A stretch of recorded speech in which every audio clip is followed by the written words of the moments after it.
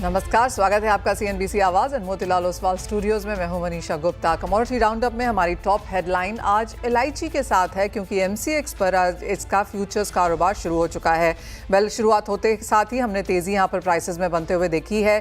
क्या है इसके फंडामेंटल्स, किस तरह का पार्टिसिपेशन रह सकता है और क्या क्यूज हैं चार्ट्स पर प्राइसेस को लेकर, इस पर करेंगे चर्चा।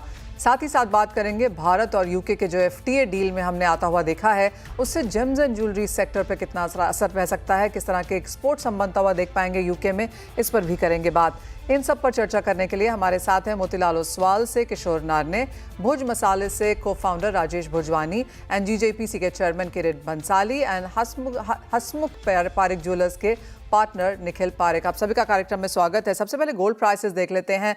आप किशोर, कैसे देखते हैं आप यहाँ पर प्राइसेस? बिकॉज लोअर लोज कुछ दिनों में बनते हुए नजर आए हैं। $3,300 पर आउंस के लेवल्स के आसपास फिलहाल यहाँ पर गोल्ड प्राइसेस आपकी स्क्रीन पे आने चाहिए। मुनाफा वसूली यहाँ पर सिर्फ सोने में नहीं, चांदी में भी देखने को मिली है। गोल्ड में आप देख सकते हैं 3300, 3302 तक हमने यहाँ पर प्राइसेस गिरते हुए देखे हैं। चांदी में भी 39 का लेवल छूने के बाद अब 38 नीचे में तोड़ने की तैयारी, तो कुछ मुनाफा वसूली ऑफकोर्स यहाँ पर बनती हुई नजर आई है। ये तो सोने चांदी का चेक है, लेकिन आज से नया वायदा शुरू हो रहा है यहाँ पर एमसीएक्स पर, और हमारे साथ राजेश भोजवानी जुड़ चुके हैं। राजेश जी नमस्कार। मुझे याद है पिछली बार जब हमने बात की थी, आपने कहा था कि तेजी यहाँ पर कुछ एक मसालों में देखने को मिल सकती है, और अगर मुझे याद है तो आपने इलायची भी कहा था, उसमें इलायची, जावित्री, एक दो चीज़ें आपने और मेंशन की थी। अब क्योंकि हम फ्यूचर्स यहाँ पर लॉन्च होता हुआ देख चुके हैं और पहले ही घंटे में हमने यहाँ पर देखा है कि भावों में 2-2.5% की तेजी देखने को मिली है। एक, फंडामेंटल्स क्या हैं, और दूसरा अब क्योंकि एक और मसाला यहाँ पर हेज करने के लिए मौजूद है कमोडिटी प्लेटफॉर्म पर, आपकी क्या राय है? शुक्रिया मनीषा जी हमें इनवाइट करने के लिए। जैसे लास्ट टाइम हमने आपको कहा था कि इलायची के प्राइसेस काफ़ी नीचे से ऊपर आ गए हैं।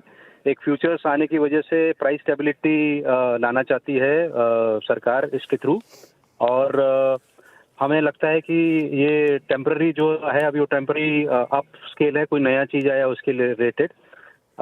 इलायची का आगे चल के प्राइसेस स्टेबल हो जाएंगे एक लेवल पे आके उसके बाद। जैसे आपने कहा नीचे से भाव ऊपर आए हैं, तो अगर पिछले 1 महीना या 3 महीने की राजेश जी बात की जाए तो किस तरह का प्राइस मूवमेंट यहाँ पर देखने को मिला है? तो हमने नीचे के लेवल में 2400-2500 के ऑक्शन रेट से लेके अभी यही चीज 3000 के ऑक्शन रेट पे आ गई है करके। और आपको लगता है कि 3000 के आसपास भाव स्थिर रहेंगे, या यहाँ से किस तरह की मूवमेंट एक्सपेक्ट कर रहे हैं? थोड़ा सा और ऊपर आने की संभावना लग रही है यहाँ से, उसके बाद स्टेबल होने लगे चांसेस है। राजेश जी, किस तरह की डिमांड है फिलहाल मार्केट्स में यहाँ पर, और कैसी एक्सपोर्ट नंबर्स हैं यहाँ पे? इलायची हमेशा डिमांड में रही है मार्केट में, डोमेस्टिक मार्केट में, एक्सपोर्ट मार्केट, दोनों मार्केट में पोजीशन डिमांड की रहती है, अच्छी रहती है। और इंडियन इलायची काफ़ी एरोमेटिक और काफ़ी हेल्थ वाइज से बेनिफिट रहती है, तो इसका डिमांड हमेशा मार्केट में रहता है करके। सो सप्लाई साइड पे अगर कंसर्न आएंगे तो प्राइजेस के हमेशा ऊपर ही रहेंगे इस सेगमेंट में करके। राजेश जी, हम जानते हैं कि इंडिया एक बहुत बड़ी मार्केट है जहां तक इलायची की बात है। यहाँ पर प्रोडक्शन को लेकर सदर्न इंडिया के हिसाब से किसानों को, व्यापारियों को, मसाला कंपनीज को, सभी को माना जा रहा है कि जो अब ये फ्यूचर स्टार्ट हो गए हैं तो एक प्राइस डिस्कवरी भी देखने को मिलेगी और एक रिस्क मैनेजमेंट भी यहाँ पर बनता हुआ नजर आएगा। किस तरह की अवेलेबिलिटी है यहाँ पर, कैसे फंडामेंटल्स हैं? जैसे आपने कहा मांग अच्छी है, भारतीय बाजारों में भी हमेशा ही रहती है, एक्सपोर्ट के नंबर्स भी बेहतर हैं यहाँ पर। किस तरह की अवेलेबिलिटी है, कैसी फसल है? करेक्ट। तो इस समय ये साल फसल थोड़ी सी कम दिख रही है, इसलिए प्राइस में थोड़ा अपवर्ड ट्रेंड है इस समय करके। और जैसे जैसे न्यू सीजन का क्रॉप मार्केट में आता रहेगा, ये प्राइसेस स्टेबल होते रहेंगे करके यहाँ पे। अभी इस समय कंपेयर टू लास्ट ईयर थोड़ा सा स्टॉक इस समय कम है मार्केट में, इसकी वजह से प्राइस की ऊपर आई है इस समय करके। बट ये आगे चल के स्टेबल हो जाएंगे एक लेवल पे, क्योंकि ये नया क्रॉप जो आया है उसकी डिमांड है मार्केट में। यहाँ से जैसे आपने कहा 3000 के आसपास के मार्केट हो जाएंगे। अगर हम ओवरऑल क्रॉप यहाँ पर देखें राजेश जी, तो कितना डोमेस्टिक कंजम्पशन है और कितना यहाँ पर हम एक्सपोर्ट होता हुआ देखते हैं? मनीषा जी, एक्सपोर्ट्स के नंबर इलायची के इस समय मेरे पास नहीं है। I can come back to you on the same thing. Overall export में भी काफ़ी डिमांड रहती है हमारी इलायची की in terms of the export numbers. Hmm. All right, तो कुछ ऊपरी तरह पे खुलने के बाद कुछ मुनाफा वसूली यहाँ पर देखने को मिली है। राजेश जी, एक सवाल मेरा हमेशा आपसे रहता है कि खड़े मसालों की डिमांड बाजार में कैसी है, और इलायची बेसिकली विद इन दैट यहाँ पर आती है। और मुझे बहुत क्लियरली याद है लास्ट टाइम आपने कहा था कि तेजी यहाँ पर देखने को मिलेगी प्राइसेस में। किस तरह से अब यहाँ खड़े मसाले की जो ग्रोथ है डिमांड की तरह से, वो आप बनता हुआ देखते हैं? सो मार्केट में एक डोमेस्टिक कंजम्पशन स्टार्ट हो गया है ऑलरेडी। फेस्टिव सीजन की तैयारी हो रही है मार्केट में। सो एक demand is already there in the domestic market. उसके अलावा एक्सपोर्ट्स में नंबर काफ़ी अच्छे आ रहे हैं। हमारा ग्रोथ है एक्सपोर्ट्स में मंथ ऑन मंथ। सो एक डिमांड कांस्टेंट डिमांड है मार्केट में। At the same time crop अच्छा होने की वजह से सप्लाई भी अच्छा है करके, तो प्राइस उस तरफ से एक स्टेबिलिटी की साइड पे मूव होगा जैसे जैसे आपका फेस्टिविटी का डिमांड कंप्लीट होता रहेगा करके। तो सप्लाई सफिशिएंट है इस समय। और ऑन खड़े मसाले, इलायची, जावित्री, इन सब पे एज ऑफ नाउ एक लेवल पे आके स्टेबिलिटी आ जाएगी करके। Fair point. राजेश जी, बहुत शुक्रिया साथ जुड़ने के लिए और वो तमाम फंडामेंटल्स भी शेयर करने के लिए। वेल, कार्डमम या इलायची एक नया एंट्रेंट है जो कि कमोडिटी डेरिवेटिव मार्केट में, अब आप इसके थ्रू यहाँ पर रिस्क मैनेजमेंट कर सकते हैं। एक प्राइस रेफरेंस तौर पे यहाँ पर निकलेगा, और एमसीएक्स की तरफ से ये एक पहल है जहाँ पर हमने कार्डमम फ्यूचर्स को यहाँ पर फिर से लॉन्च होता हुआ देखा है। और क्लियरली जैसे कि कहा गया कि एक हेज करने को यहाँ पर मौका मिलेगा, स्पेशली ऐसे समय में जहाँ पर फेस्टिवल डिमांड अब निकल के आ रही है, मांग अच्छी है। पिछले 3 महीने में 2400 से लेकर 3000 तक हमने यहाँ पर प्राइसेस बढ़ते हुए भी देखे हैं, और यहाँ से और तेजी की एक्सपेक्टेशन फिलहाल इस कमोडिटी में आती हुई। वेल, ये तो बात हुई कार्डमम की जहाँ पर एक नया लॉन्च हमने बनता हुआ देखा है, लेकिन बात अब यहाँ पर सोने चांदी की करेंगे।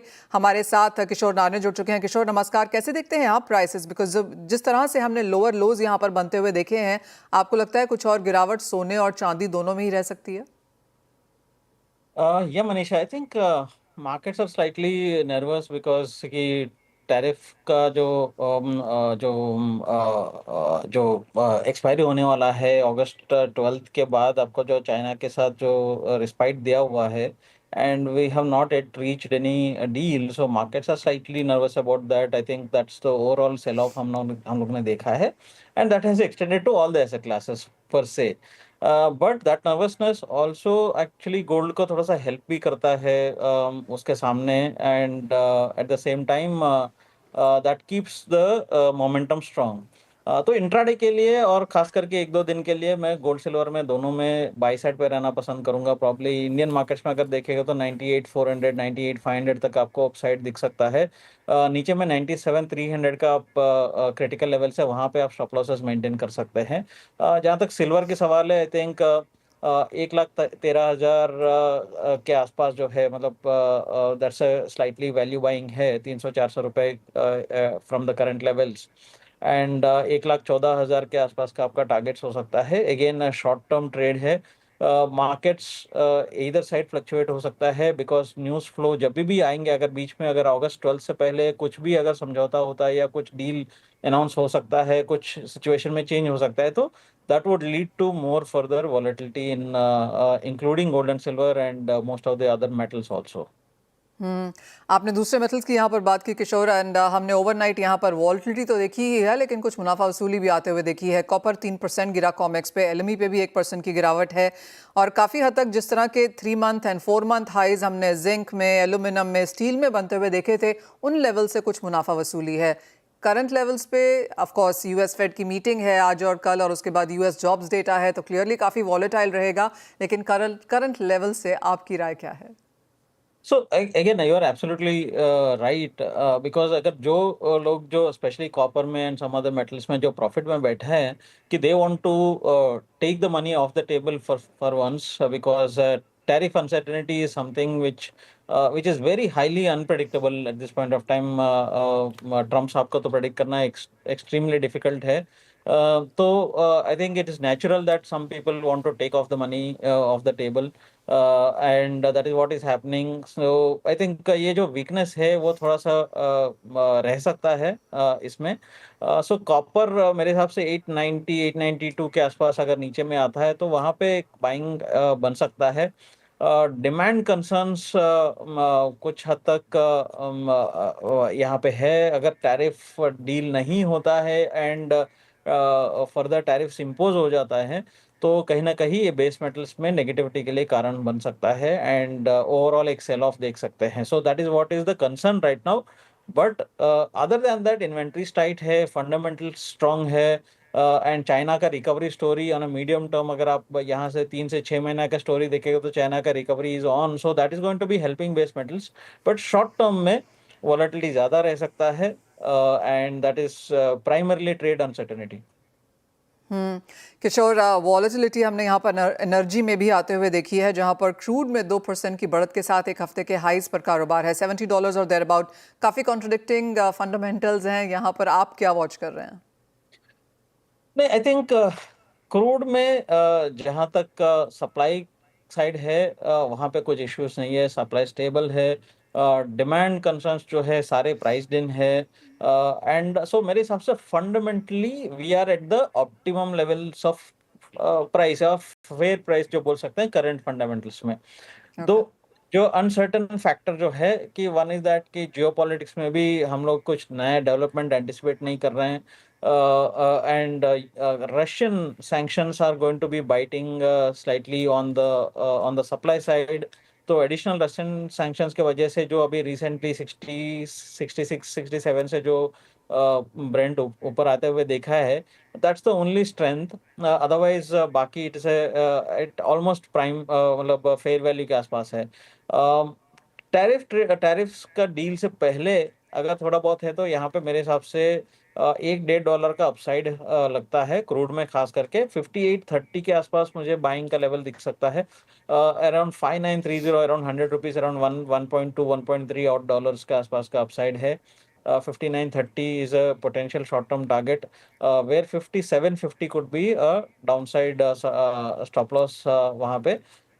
Again on the energy pack natural gas में देखेगा तो probably August वाइदा 270 का जो call option है, I think that's where I'm going to bet at the close to money at the money option है. 16 रुपए के आसपास अवेलेबल है. आप 12 रुपए का स्टॉप लॉस लगा सकते हैं. यहाँ पे 3-4 रुपए का रिस्क है, उससे ज़्यादा नहीं है. अपसाइड में 20-21 रुपए तक भी आपको अपसाइड देख सकते हैं. नेचुरल गैस में एक अच्छा खासा पुल बैक रैली एंटिसिपेट कर सकते हैं. Point taken. किशोर, बहुत शुक्रिया साथ जुड़ने के लिए और एनर्जी एंड मेटल सभी पर अपनी राय भी देने के लिए. बल इसी के कार्यक्रम में जीजेपीसी के चेयरमैन किरीट भंसाली हैं और साथ ही हसमुख पारेख ज्वेलर्स के पार्टनर निखिल पारेख हैं. आप दोनों का कार्यक्रम में स्वागत है. किरीट जी, सबसे पहले एनआरए मेंबर, जब लास्ट टाइम भी आपसे बात हुई थी आपने कहा था कि यूके इंडिया डील जैसी दिख रही है, अगर वैसी हो जाएगी तो वो काफ़ी बेनिफिशियरी होगा इंडियन ज्वेलरी एक्सपोर्टर्स के लिए. अब जो डील का जो भी क्लैरिफिकेशन, जो भी डिटेल्स हमारे सामने हैं, कैसे देखते हैं? आपका फर्स्ट रिएक्शन क्या है? Super Manisha, it is a great day for Indian diamond jewellery industry. आपको जो भली बात ही मालूम है कि यूके एक ऐसा स्टेट है जहां पर सिर्फ लंदन सिटी में 1.8 मिलियन इंडियन रह रहे. और मेरा सौभाग्य रहा कि इस मूवमेंट को मैं प्रधानमंत्री के डेलीगेशन में था और जिस कंट्री ने 200 साल हमारे पर राज किए उसका बदलते हुए भारत का तस्वीर में देख के आया हूँ. जो आदर सम्मान हमारे प्रधानमंत्री को, हमारे कॉमर्स मिनिस्टर को और हमारे विदेश मंत्री को मैं देख रहा था, ये बदलते हुए भारत की तस्वीर का मुझे साक्षी बनने का सौभाग्य प्राप्त हुआ. It's a really great moment for of my life. Absolutely, I am sure Kirit भाई, काफ़ी हिस्टोरिक रहा होगा वो. और जैसे आपने कहा, जस्ट लंदन सिटी में 1.8 मिलियन इंडियंस हैं ऑफ कोर्स, और इंडियन ज्वेलरी के लिए वो एक बहुत बड़ा यहाँ पर एक बेनिफिट है. निखिल, आप एक एक्सपोर्टर हैं, एज ऑफ नाउ हमारे क्या नंबर्स हैं और इस डील से कितना फ़र्क पड़ेगा? By 2024, the numbers were 940 million. So I think in the coming years, it will go around to $5 to $6 billion. I think. Coming 2 to 3 years. Yes, ma'am.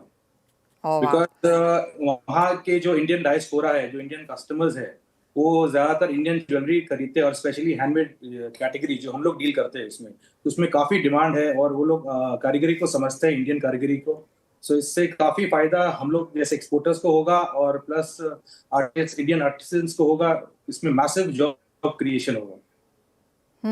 Nikhil, her country का एक अपना एक वांट होता है, आस्क होता है. तो जब हम यूके एक्सपोर्ट करते हैं तो किस तरह की ज्वेलरी जाती है?